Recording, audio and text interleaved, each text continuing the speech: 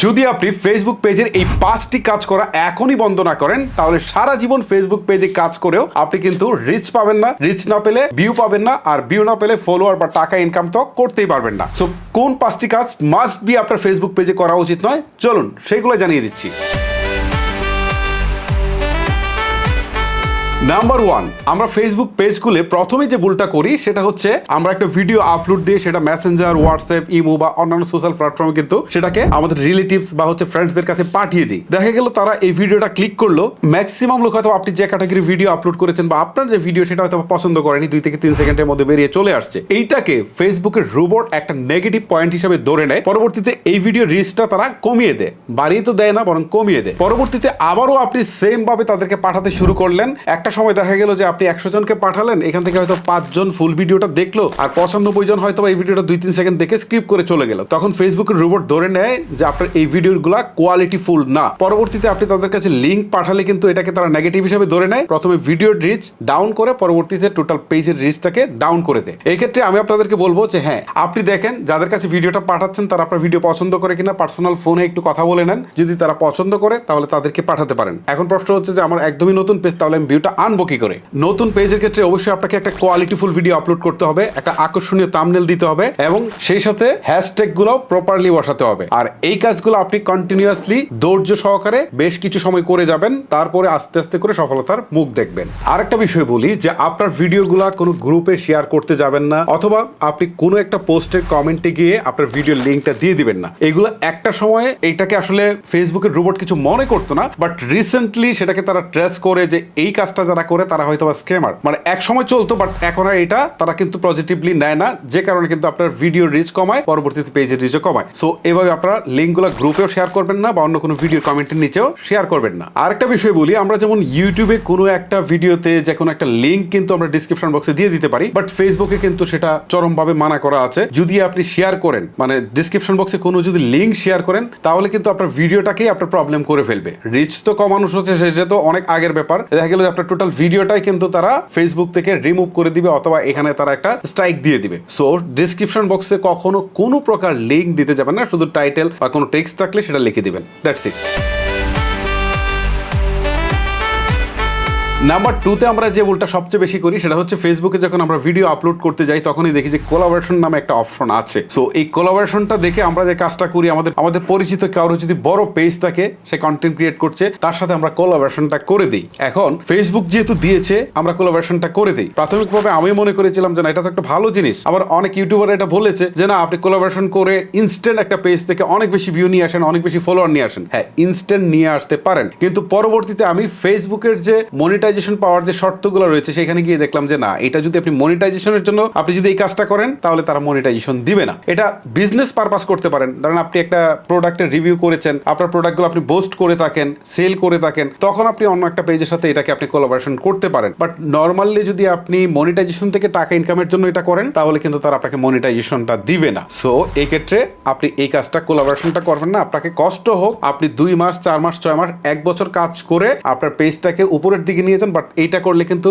Life time আপনি খুব বেশি সাকসেস পাবেন না এবং মনিটাইজেশনও পাবেন না।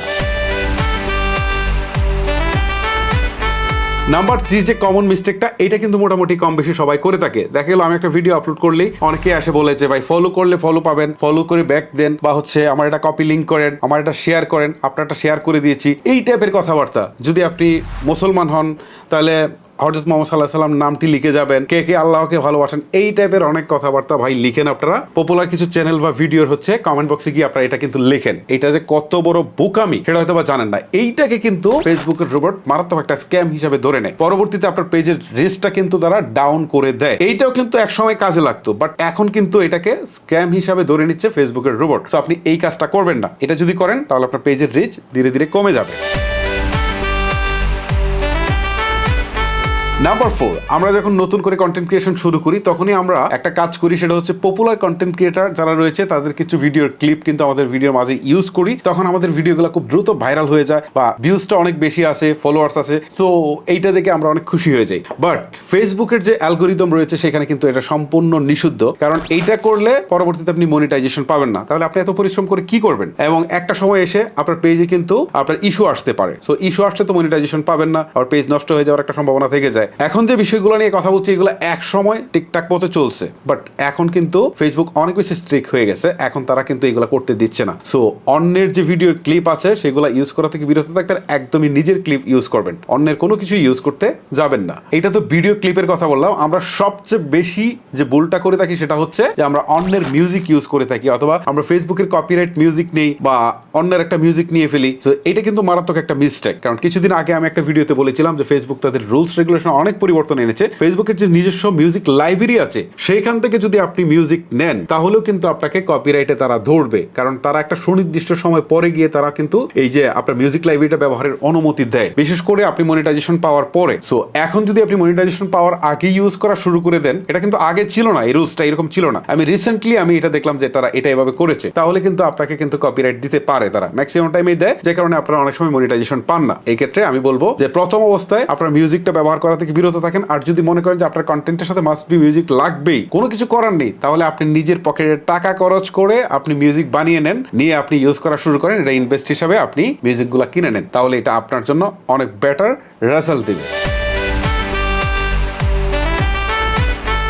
নাম্বার 5, আপনাকে যদি ফেসবুক নিয়ে কাজ করতে হয় তাহলে অবশ্যই আপনাকে ফেসবুকের কমিউনিটি গাইডলাইন্সটা আগে ভালো করে স্টাডি করতে হবে, কারণ আপনি অনেক কষ্ট করে ভিডিও বানাচ্ছেন, অনেক টাকা খরচ করছেন, অনেক টাইম দিচ্ছেন, বাট কমিউনিটি গাইডলাইন সম্পর্কে আপনার কোনো আইডিয়া নেই। এখন এই যে আপনি ভিডিও দিচ্ছেন, আপনার ভিডিওতে ভিউজ আসতেছে, বাট একটা সময় দেখা গেল যে একটা বা দুইটা বা তিনটা ভিডিও একই সাথে তারা কমিউনিটি গাইডলাইন্সে ধরে ফেলেছে, তখন কিন্তু আপনার আর কোনো রক্ষা নেই। আপনার ভিডিও তো তারা রিমুভ করবে, আপনার পেজটাকেও তারা কিন্তু রিস্কের মধ্যে ফেলে দিবে। আবার এটা যদি বেশি পরিমাণে হয়ে যায় তাহলে আপনার পেজটাকে টোটালি তারা রিমুভ করে দিবে। আর মনিটাইজেশন এটা চিন্তাই করে লাভ নেই যদি আপনার কমিউনিটি গাইডলাইন্সে প্রবলেম থাকে। এই ক্ষেত্রে আমি আপনাদেরকে বলবো যে কমিউনিটি গাইডলাইন সম্পর্কে আপনাদের আইডিয়া নিতে হবে। যেমন কোনো রক্তাক্ত ছবি পোস্ট করা যাবে না, কোনো সেক্সুয়াল ছবি পোস্ট করা যাবে না, কোনো অ্যাক্সিডেন্টের ছবি পোস্ট করা যাবে না, কোনো গালিগালাজ করা যাবে না, বা কোনো প্রকার হুমকি দেয় এরকম কোনো কিছু করা যাবে না। মোট কথা হচ্ছে খারাপ কোনো কিছু যদি থাকে তাহলে এইগুলা জাস্ট ভিডিওতে অ্যাড করা যাবে না। যদি করেন তাহলে কিন্তু আপনার পেজও শেষ, আপনার টাকা ইনকামও শেষ। আচ্ছা, 5টা বিষয় নিয়ে তো কথা বললাম, এখন একটা বোনাস বিষয় নিয়ে কথা বলি। অনেকে আছে যে এঙ্গেজমেন্ট বাড়ানোর জন্য অন্যের ভিডিওতে গিয়ে অনেক বেশি কমেন্ট করেন, পজিটিভ কমেন্টই করেন, ভিন্ন ভিন্ন কমেন্ট করেন, বাট সেটা অনেক বেশি পরিমাণে করে ফেলেন, এটা করতে যাবেন না। বা অনেক বেশি শেয়ার করে ফেলেন, সেটাও করতে যাবেন না। বেশি কোনো কিছুই ভালো না, এগুলাকেও কিন্তু রোবট স্ক্যাম হিসাবে ধরে নেয়, পরবর্তীতে আপনার পেজের রিচ ডাউন করে দেয়। সো এই কাজটা আপনারা করবেন না। এখন মোট কথা হচ্ছে যে আমি যে 5টা বিষয় নিয়ে কথা বললাম, এই 5টা বিষয় কিন্তু আমার দীর্ঘ সময় ইউটিউব জার্নি বা ফেসবুক জার্নির আলোকে কিন্তু আমি আপনাদের সাথে কথা বললাম, এবং আমি যেহেতু এইগুলো নিয়ে কন্টেন্ট তৈরি করে আমার একটা হিউজ রিসার্চ আছে, সেখান থেকে কিন্তু আমি এইগুলো নিয়ে আপনার সামনে তুলে ধরলাম। কারণ আপনারা যদি শুরুতেই এই বিষয়গুলো মেনে আপনারা যদি ভিডিও আপলোড করতে থাকেন, আপনাদের নিজস্ব ভিডিওগুলো আপলোড করতে থাকেন, তাহলে 2 মাস হোক, 4 মাস হোক, 6 মাস হোক, 1 বছর হোক, আপনারা কিন্তু সাফল্যের মুখ দেখবেন। বাট আপনারা যদি এই বিষয়গুলো না মেনে ভিডিও আপলোড করতে থাকেন, তাহলে দেখা গেল যে আপনারা হয়তোবা সাফল্য রাতারাতি পেতে পারেন বা নাও পেতে পারেন, পেলেও হুট করে আপনার মনিটাইজেশন থাকবে না বা পেজ থাকবে না, তখন কিন্তু আপনার পুরো পরিশ্রমটাই বৃথায় যাবে। সো গাইস, ভিডিওটা লেন্দি করবো না, এখানে শেষ করবো। এরকম প্রয়োজনীয় ভিডিওগুলো কিন্তু রেগুলার আসবে, আপনারা চাইলে আমার পেজটাকে ফলো করে রাখতে পারেন। আজকের মতো আমি হিমেল বিদায় নিচ্ছি। আল্লাহ হাফেজ।